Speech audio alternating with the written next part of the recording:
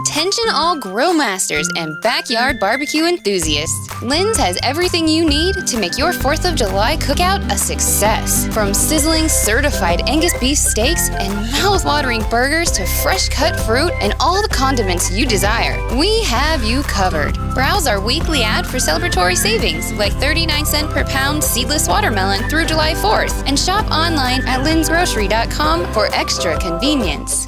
Lynn's, where delicious begins.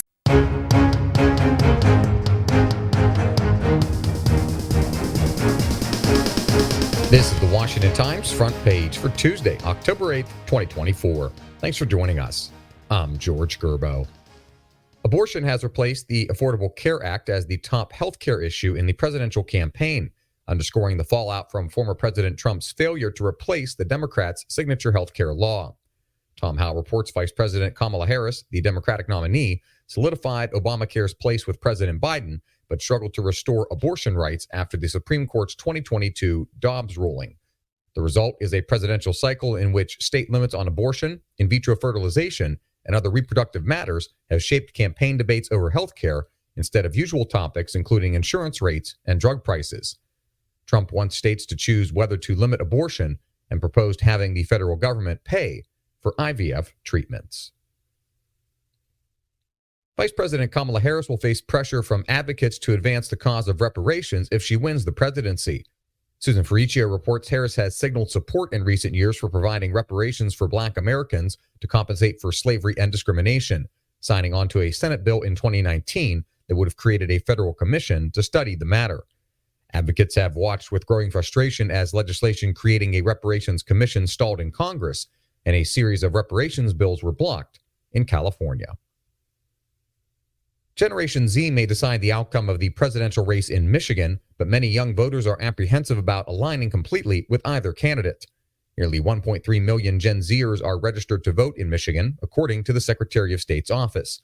Michigan leads the country in youth voter turnout, and nationally, 2/3 of the generation align with the Democratic Party.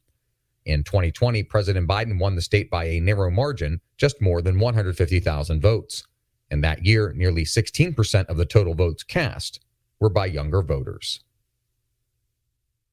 The leaders of Venezuelan gang Tren de Aragua have largely eluded any effort to bring them to justice in the United States. Stephen Dinan reports analysts say the gang's secretive hierarchy has helped its bosses stay steps ahead of U.S. authorities. More than 150 members have been arrested at the border and dozens more inside the U.S. in the past 2 years.